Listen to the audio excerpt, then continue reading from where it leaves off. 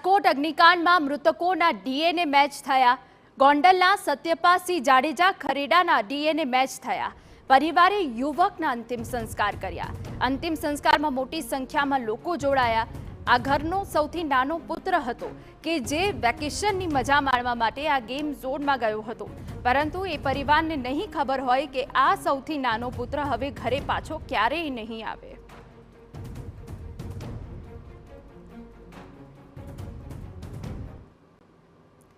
તો જ્યારે પરિવાર આક્રંદ કરી રહ્યો છે ત્યારે અમારા સંવાદદાતા પણ ત્યાં ઉપસ્થિત છે, અજીત ગઢવી, કે જેઓ વિગતો આપી રહ્યા છે। અજીત, જીવનનું જે સૌથી મોટો દુઃખ છે આ એ વિદાય છે કે જે એક વખત સ્વજન જશે જે પાછું નહીં આવે। આજે અનેક પરિવારો હશે એવા કે જે આક્રંદ કરી રહ્યા છે, આખું રાજકોટ રડી રહ્યું છે। અજીત, હિના, વાત કરવામાં આવે તો કોઈ કવિએ બહુ સાચું કીધું છે કે બગાડીશમાં તું કોઈની બાજી અધવચ્ચે કીર્તાર। હે પ્રભુ, હે ઈશ્વર, કોઈના જીવનમાં જીવનની જે રમત છે, જીવનની જે બાજી છે, તે અધવચ્ચે કોઈ દિવસ કોઈની ન બગાડતો। કારણ કે જે વ્યક્તિ પોતાનો દીકરો, પોતાની દીકરી, પોતાનો બાપ 1 મિનિટ પહેલા જે સાથે હતો તે આવનારી 1 મિનિટ પછી નહીં હોય, તે સત્ય સ્વીકારતા પહેલા કોઈ પણ વ્યક્તિના આંસુ સરી જાય છે। આવી જ ઘટના બનવા પામી છે રાજકોટમાં। અત્યારે અમે રાજકોટના સ્મશાન ગૃહ ખાતે ઊભા છીએ। હું આપને દ્રશ્ય બતાવીશ। એક સિદ્ધપુરા પરિવારની અંદર એક વ્યક્તિ જેની પોતાની જીવનની જરૂરિયાત હતી, પોતાને આર્થિક ઉપાર્જન માટે, કમાવવા માટે કોઈ વિકલ્પ નહીં હોય એટલા માટે નાની મોટી નોકરી કરતા હશે આ ભાઈ, અને પોતે જે આ ટીઆરપી ઝોનની અંદર જે થોડા સમય પહેલાં જ નોકરી લાગ્યા હશે અને કદાચ એમને ખબર નહીં હોય કે આ નોકરી તેમને મોત મેળવવા માટે, પોતાની આર્થિક સ્થિતિ સારી કરવા માટે નહીં પણ સ્મશાને જવા માટે આ નોકરી મેળવી છે તેવી તેમને નહીં ખબર હોય। અને એટલા જ માટે આ ઘટનાની અંદર જે પહેલું ડીએનએ ટેસ્ટ જે નક્કી થયું અને તેમને પરિવારને મૃતદેહ સોંપી દેવામાં આવ્યો છે। તેમના પરિવારના લોકો થોડીવાર પહેલાં જ આ સ્મશાન ગૃહ જે સરગમ ક્લબ સંચાલિત રામનાથપરા મુક્તિધામ છે ત્યાં આવી પહોંચ્યા હતા।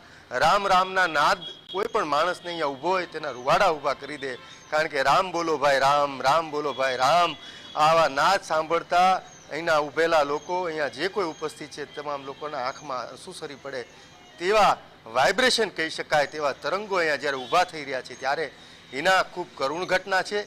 હજી ધીરે ધીરે જે રીતે ડીએનએ ટેસ્ટ નક્કી થઈ જાય તેમ તેમ પરિવારોને, જુદા જુદા પરિવારોને પોતાના અવશેષો જે વધ્યા છે તે આપવામાં આવી રહ્યા છે, મૃતદેહો આપવામાં આવી રહ્યા છે।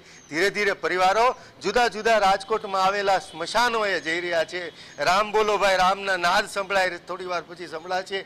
રાજકોટ આખું હિબકે ચડ્યું છે એવું કહી શકાય। ગુજરાત માટે આ ખૂબ કરુણ ઘટના કહી શકાય। સ્મશાનની અંદર, રાજકોટની અંદર આજે એક દિવસની અંદર 28 લોકોના અંતિમ સંસ્કાર થશે તે ક્યારે કોઈ વિચાર્યું ન હોય। આ ખૂબ કરુણ ઘટના છે, ખૂબ આક્રંદવાળી ઘટના છે। અનેક લોકોની બેદરકારીનું પરિણામ 28 નિર્દોષ લોકોએ ભોગવ્યું છે। ત્યારે રાજકોટના કોઈ પરિવારે નક્કી એવું કલ્પના નહીં હોય કે એક સાથે 28 લોકોનું આ રીતે આર્તનાદ થશે, રૂવાડા ઊભા કરી દે તેવી ઘટના થશે।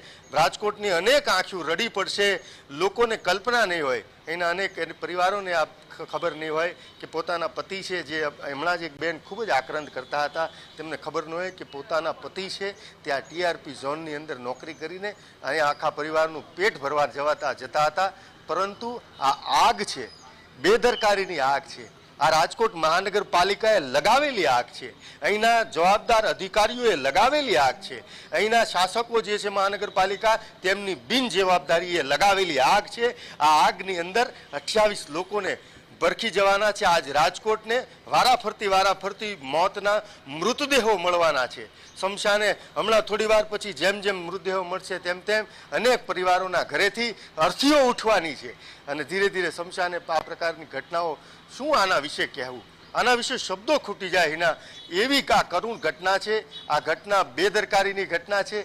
અનેક લોકો, મંત્રીઓથી લઈ અનેક લોકો કડક પગલાં લેવાના આદેશો આપ્યા છે, કડક પગલાં લેવાના આદેશો આપ્યા છે। ચારે બાજુ સંભળાઈ રહ્યું છે કડક પગલાં લેવાના આદેશો આપ્યા છે।